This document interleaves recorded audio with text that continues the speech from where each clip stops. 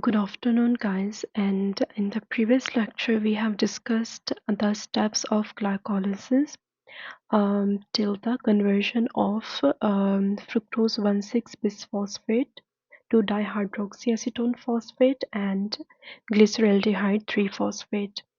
And now we will move forward. Let's revise a little bit.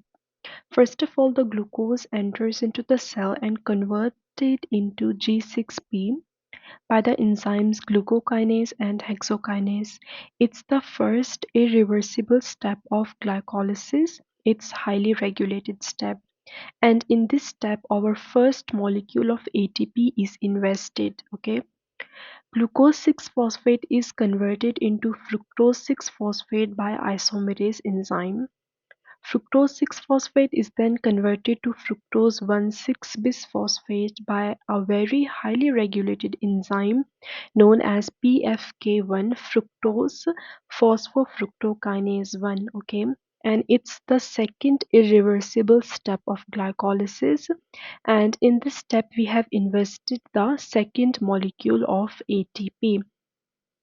After we are done with converting the fructose 6-phosphate to fructose 1,6-bisphosphate, then we are going to convert this hexose into two triose molecules by the enzyme aldolase.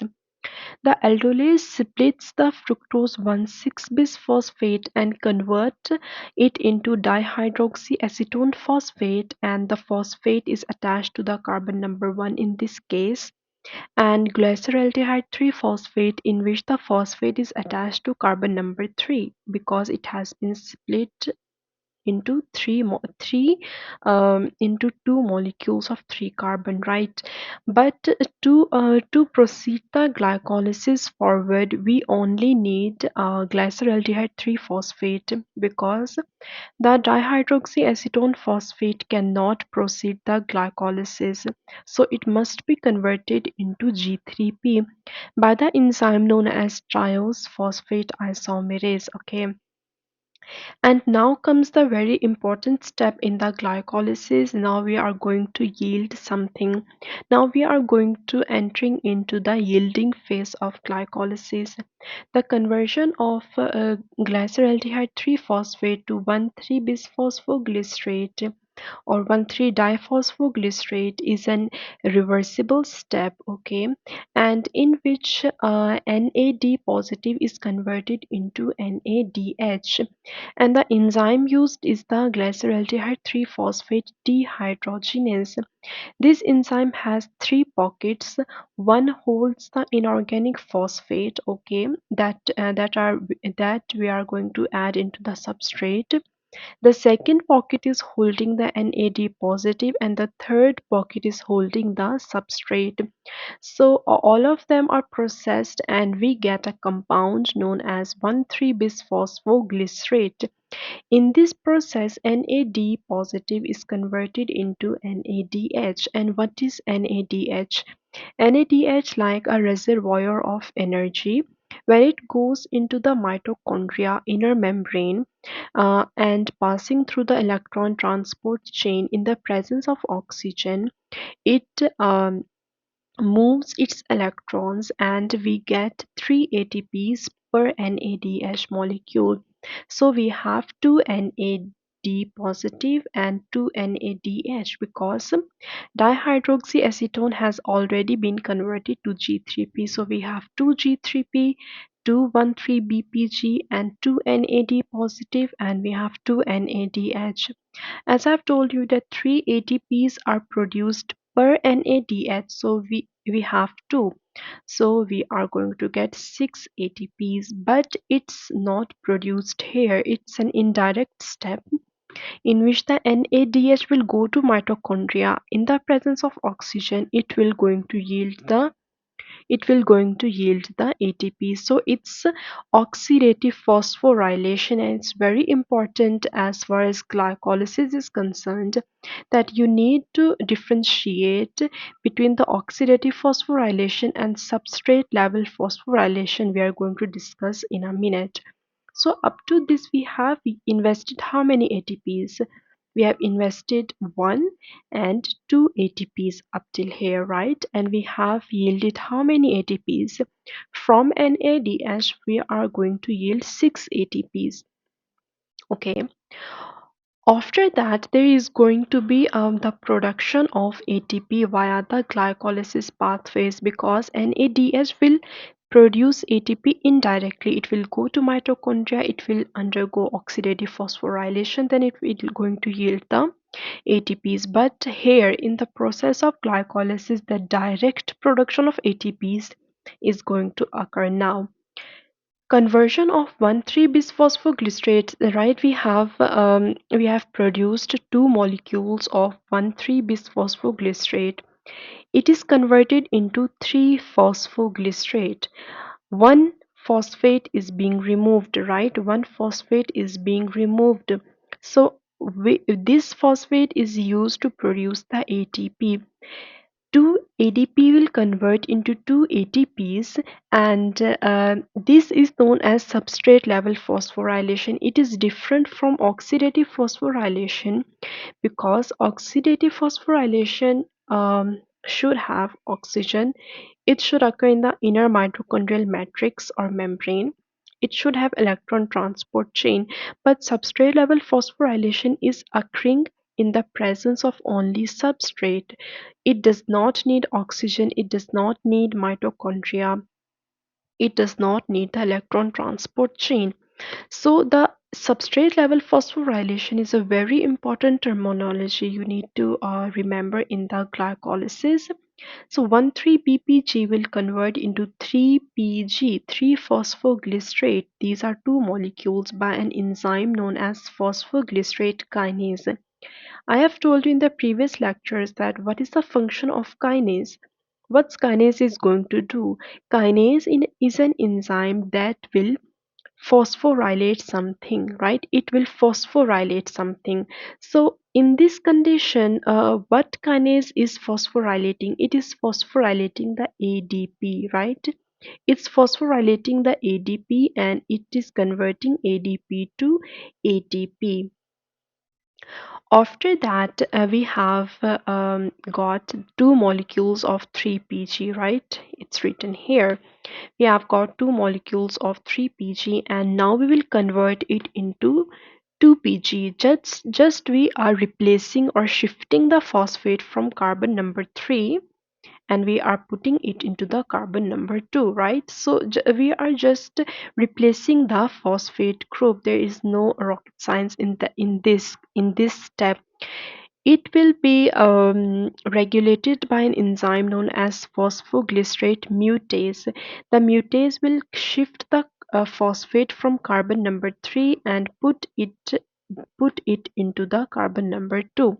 Okay, so we have got two molecules of 2-PG.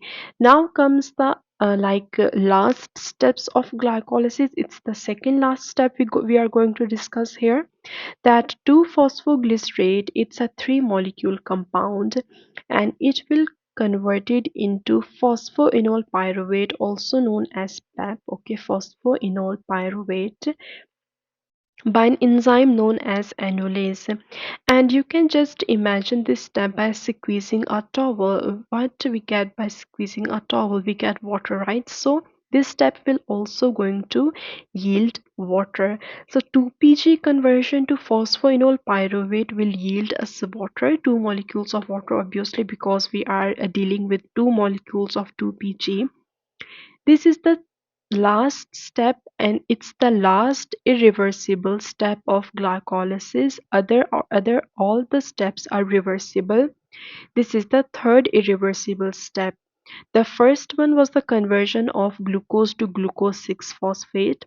The second irreversible step was the conversion of fructose 6 phosphate to fructose 1,6 bisphosphate. And now it's the last third irreversible step of glycolysis. It will going to yield as ATP. Okay, phosphoenol pyruvate will be converted into two molecules of pyruvate, and we are dephosphorylating it, right? We are extracting phosphate from it, and we are going to attach that phosphate into ADP, and we are converting ADP to two molecules of ATP. It's also substrate level phosphorylation because it's the direct production of ATP here at the substrate level. There is no need of oxygen, there is no need of mitochondria, there is no need of electron transport chain, but still it's phosphorylation occurring at the substrate level. So we called it as substrate level phosphorylation.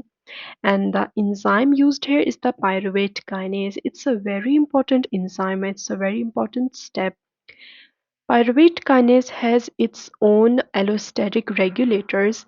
Allostatic regulators means that those substances or molecules that can affect the enzyme's activity, either they can inhibit or they can activate its function. One of the most powerful regulator for pyruvate kinase is fructose 1,6 bisphosphate. Okay, it's the fructose 1,6 bisphosphate, this molecule. When this molecule was being produced from F6P, it will go and activate this enzyme that substrate level is high and be ready to convert them into pyruvate. Okay, it is called as the feed forward mechanism. Feed forward because we are not here in this step currently, but we are many steps back.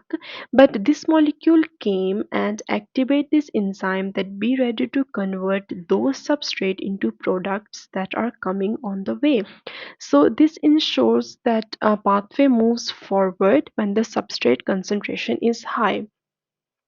Up to now, we have yielded how many ATPs? Let us calculate the number of net ATP gained by the glycolysis. How many ATPs we have invested in the investing phase of the glycolysis? Yes, we have invested 2 ATP molecules. And how much ATP we have obtained? 2 from here by the conversion of 1,3-BPG to 3-PG, right? 2 molecules here. And 2 by the conversion of phosphoenol pyruvate to pyruvate. So 4 ATP we have obtained in the glycolysis pathway. But what is the net gain of ATP? Because we have invested 2, we have obtained 4, so net gain of ATP is 2, because those two, either these two or either these two are compensated for the ATPs we have invested, right? So net gain of ATP is 2, but we also have 2 NADH, right? We have obtained NADH by the conversion of NAD positive to NADH in this step, right? So that NADH will go to the mitochondria, and it will yield us 6 molecules of ATP. But these 6 molecules of ATPs are indirectly produced, right? These are not substrate level phosphorylation, but this is oxidative phosphorylation. So the uh, take to home is that in the glycolysis pathway, we are going to yield 2 ATPs in this direct step of glycolysis. Okay, it's a net gain of ATPs. Last but not the least, I want to show you that what is the toxic effect of arsenate on glycolysis. Arsenate or arsenic is a toxic metal, and when someone ingest or have taken arsenate, it will going to impair the tissue's ability to extract ATP. Although the cells are performing glycolysis, but in the presence of arsenate, that cell or that tissue will not be able to extract or produce or generate ATP in the presence of arsenate. So how it will going to work? It will act on the enzyme G3P dehydrogenase we have discussed here, right? Glyceraldehyde 3-phosphate dehydrogenase. It will convert G3P to 1,3-bisphosphoglycerate. But in the presence of arsenate, it will going to dysfunction. Arsenate will bind on the point where inorganic phosphate was originally bound, and when this enzyme will bound arsenate in the in replacement of the phosphate, it will bypass this step. This step is going to be bypassed. 1,3-BPG will not be produced. NAD positive will not be converted to NADH, and we are going to get 3-PG directly by bypassing this step. This step will not going to occur, right? So when we do not get NADH, so how we gonna get ATP through the oxidative phosphorylation? We are not going to get the ATPs from there. So this arsenate, it's a toxic compound, it's toxic molecule. It will impairs the tissue's ability to extract the ATPs. Although these cells are performing glycolysis, but they are not going to able to convert NAD positive to NADH, and